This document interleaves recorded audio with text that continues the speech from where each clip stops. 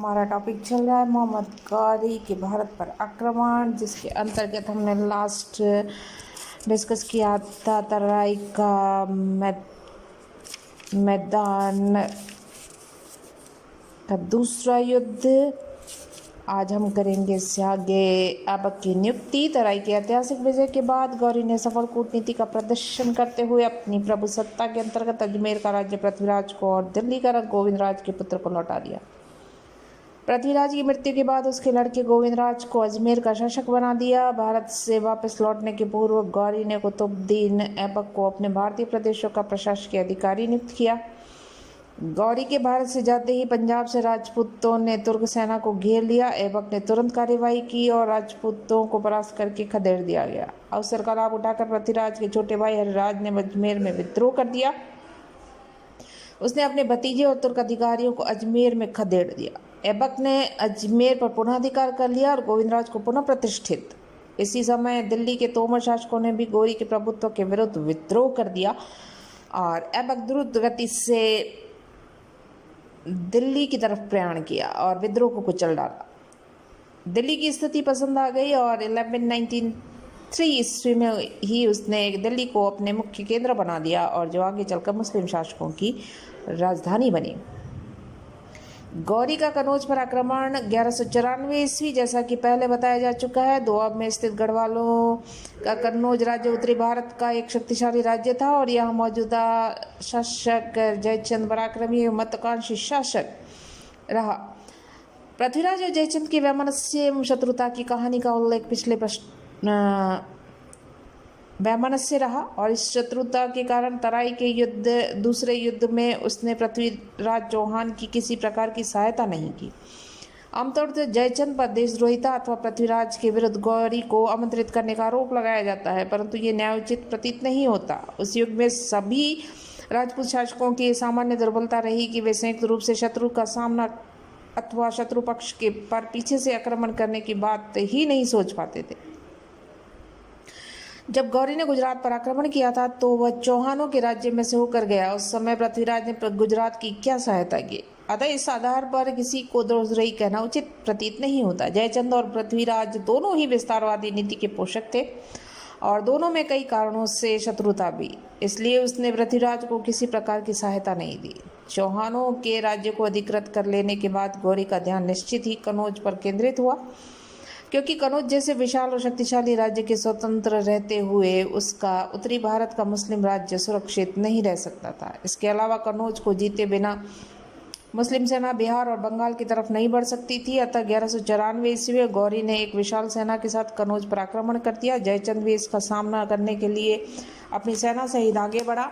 इस अवसर पर उससे किसी भी हिंदू शासक ने सहयोग नहीं दिया। इटावा और कनौज के बीच यमुना के किनारे चंदावर नामक स्थान पर दोनों सेनाएं घमासान युद्ध हुआ।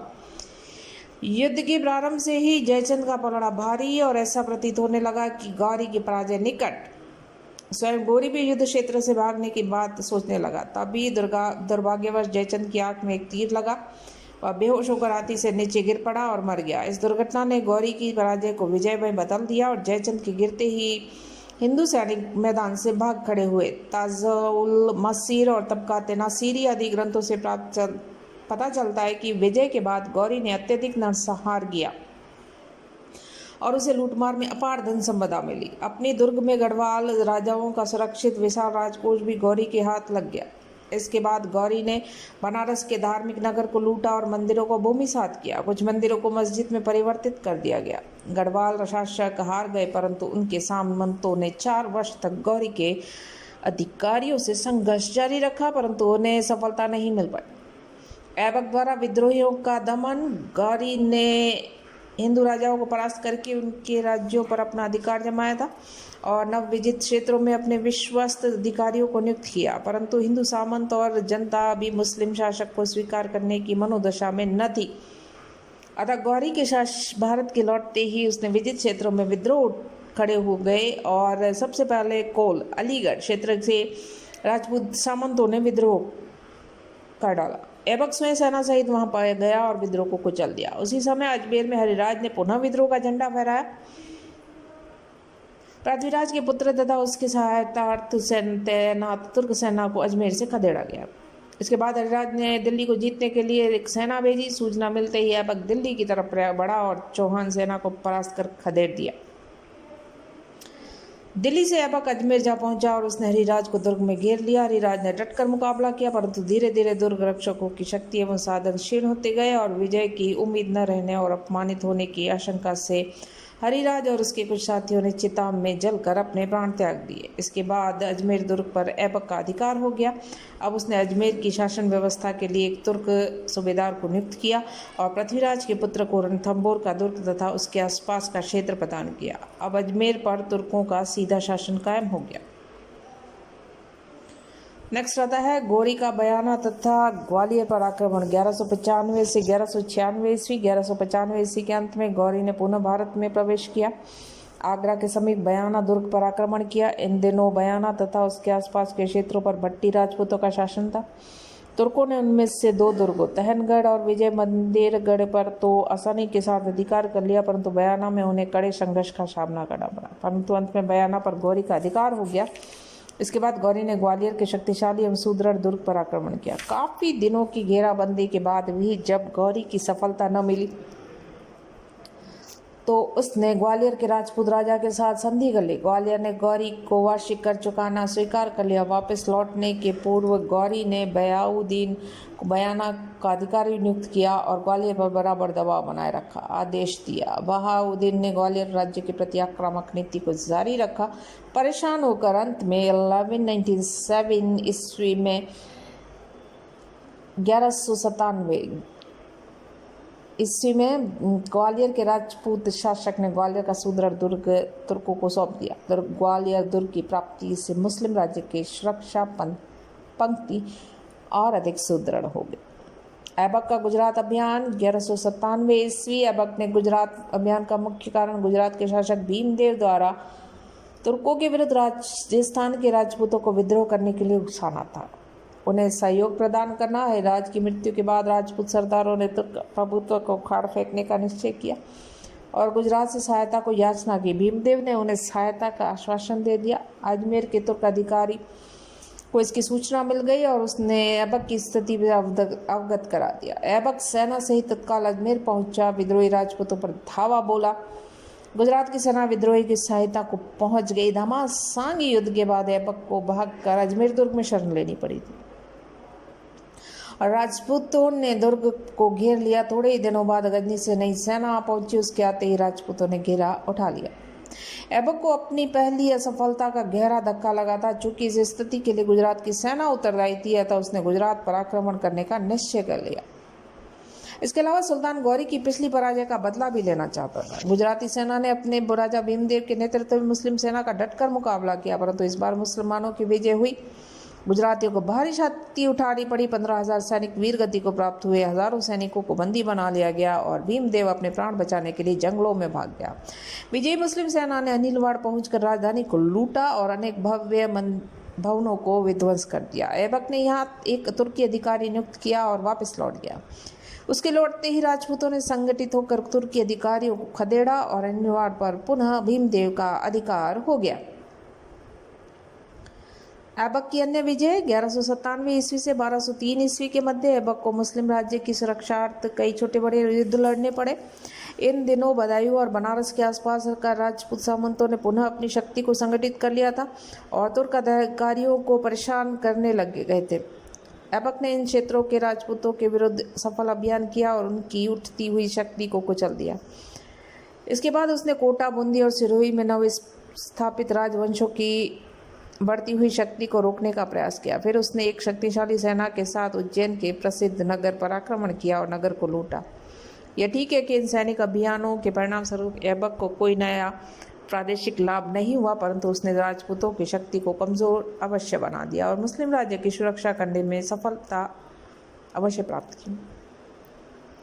1202 ईस्वी में ऐबक ने चंदेलों के राज्य पर आक्रमण किया। यहाँ का शासक परमर्दी देव पृथ्वीराज चौहान का समकालीन था। उसके हाथों परास्त हो चुका था। ऐबक ने चंदेलों के सुदृढ़ दुर्ग कालींजर को घेर लिया। युद्ध जारी ही था कि परमर्दी देव की मृत्यु हो गई।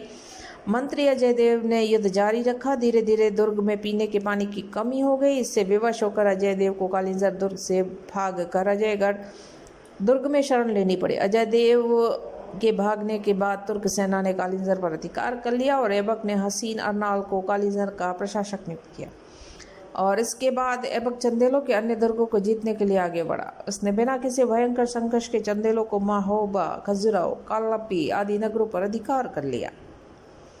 खलजी द्वारा बंगाल एवं बिहार की विजय। गौरी की वापसी के बाद ऐबक ने नवजीत क्षेत्रों पर मुस्लिम सत्ता को सुदृढ़ बनाने तथा स्थायित्व देने का प्रयास किया।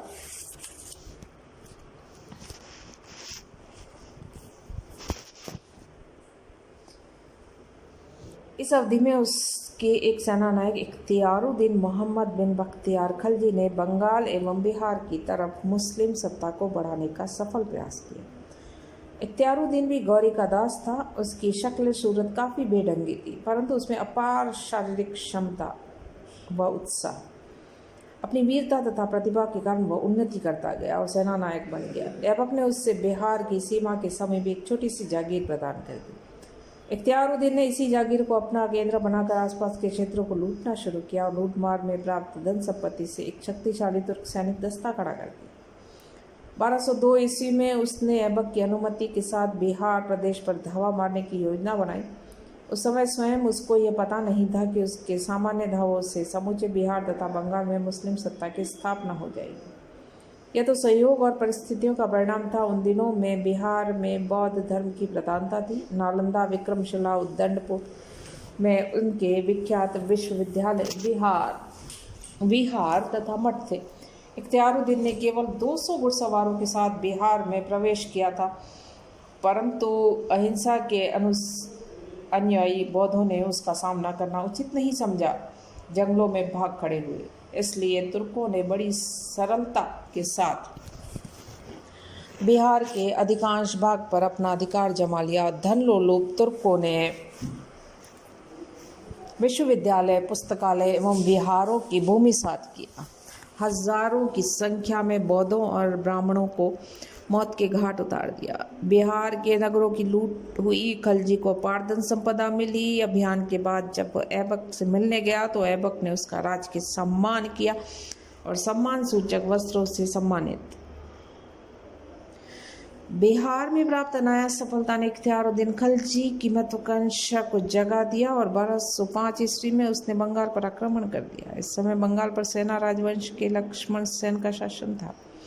उसकी वृद्धावस्था के कारण राज्य की स्थिति काफ़ी कमज़ोर हो चुकी थी। कहा जाता है कि इख्तियारुद्दीन बंगाल की राजधानी नदिया की तरफ इतनी द्रुत गति से बढ़ा कि उसकी मुख्य सेना उसकी काफ़ी पीछे रह गई और वह केवल 18 घुड़सवारों के साथ ही राजधानी में घुस गया, सीधे राजमहल की तरफ। रास्ते में तुर्क सैनिकों ने मारकाट करके आतंक फैला दिया। सभी को लगा कि तुर्कों की विशाल सेना आ गई है और अपने अपने प्राण बचाने के लिए नगर छोड़कर जंगलों की तरफ भागने लगे। वृद्ध लक्ष्मण सेन ने भी वास्तविक स्थिति की जांच पड़ताल किए बिना राजधानी से निकल भागा। भागने में ही अपना कल्याण समझा। राजा के भागते ही स्थिति और भी बिगड़ गई। तब तक तुर्कों की मुख्य सेना भी आ पहुंची। तुर्क सैनिकों ने भागते हुए लोगों का नरसंहार किया और लगभग खाली राजधानी के मकानों को जी भर लूटा। लक्ष्मण सेन ने नदिया से थोड़ी दूर जाकर अपनी सैन्य शक्ति पुनः संगठित की। जब इख्तियारुद्दीन को इसकी सूचना मिली तो उसने नदिया रहना सुरक्षित नहीं समझा और नदिया को छोड़कर गौड़ यानी कि लखनौती नगर आ गया। लखनौती की भौगोलिक स्थिति प्रभावित होकर उसने नगर को अपना केंद्र बनाया और बाद में बंगाल प्रदेश की राजधानी। बंगाल की लूट से जो धन संपदा प्राप्त हुई थी उसका एक भाग ऐबक की सेवा में दिल्ली भेज दिया और जिसे प्रसन्न होकर ऐबक ने इख्तियारुद्दीन को बंगाल का सूबेदार नियुक्त किया और इस प्रकार बंगाल के बहुत बड़े भाग पर तुर्कों का शासन स्थापित हो गया। बिहार और बंगाल की आसान विजयों से प्रोत्साहित इख्तियारुद्दीन ने अब असम और तिब्बत पर्वतीय राज्यों को आक्रमण करने की योजना बनाई।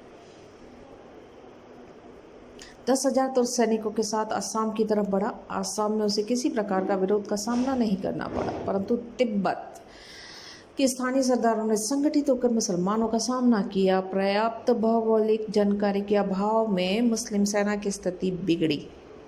अधिकांश मुस्लिम सैनिक मौत के घाट उतार दिए गए। इख्तियारुद्दीन को अपनी अपमानजनक राज्य का गहरा धक्का लगा। वह बीमार पड़ गया और कुछ दिनों के बाद उसकी मृत्यु हो गई। मोहम्मद गौरी के अंतिम दिन 1203 ईस्वी। गौरी के बड़े भाई और गजनी के सुल्तान गयासुद्दीन की हत्या हो गई। अब गौरी गजनी और गौर दोनों का सुल्तान बन गया और इस अवसर पर उसने मुइज़्ज़ुद्दीन की उपाधि धारण कर ली। इससे उसकी शक्ति और महत्वाकांक्षा दोनों का विस्तार हुआ। भारतीय अभियानों की सफलता से उत्साहित मोहम्मद गौरी ने अब मध्य एशिया में अक्सू नदी के तटवर्ती प्रदेशों को अपने राज्य में मिलाने का निश्चय किया। इन क्षेत्रों पर ख्वारिज़्म का अधिकार था और ख्वारिज़्म के आक्रमणों से अपने राज्य की सुरक्षा के लिए इन क्षेत्रों का जीतना लाभदायक था। अतः पूरी तैयारी के बाद 1204 ईस्वी में उसने ख्वारिज़्म राज्य की इन सीमावर्ती क्षेत्रों पर आक्रमण कर दिया।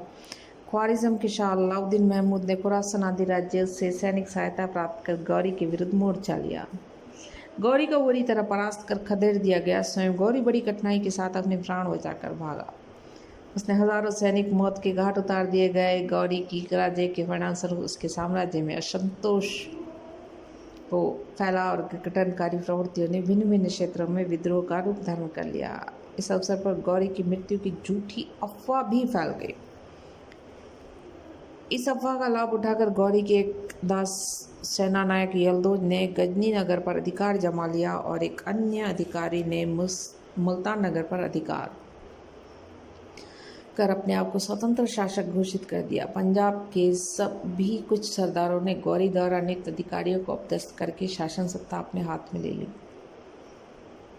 गौरी ने अविलंब अपनी सैन्य शक्ति को संगठित किया और अपने विद्रोही अधिकारियों का दमन करके अपनी सत्ता को पुनः प्रतिष्ठित किया। भारत में ऐबक ने गौरी के प्रति अपनी स्वामी भक्ति को कायम रखते हुए विद्रोहियों का दमन किया। भारत में गौरी की पराजय का लाभ उठाते हुए पंजाब के युद्धप्रिय खोखरों ने सारे पंजाब में लूटपाट और कत्लेआम सहारा लिया और लाहौर पर आक्रमण कर दिया। यदि भी खोखरों को इसमें सफलता नहीं मिली, परंतु उसने कार्यों से गौरी क्रोधित हो उठा और उन्हें सजा देने के लिए एक शक्तिशाली सेना के साथ गजनी से चल पड़ा।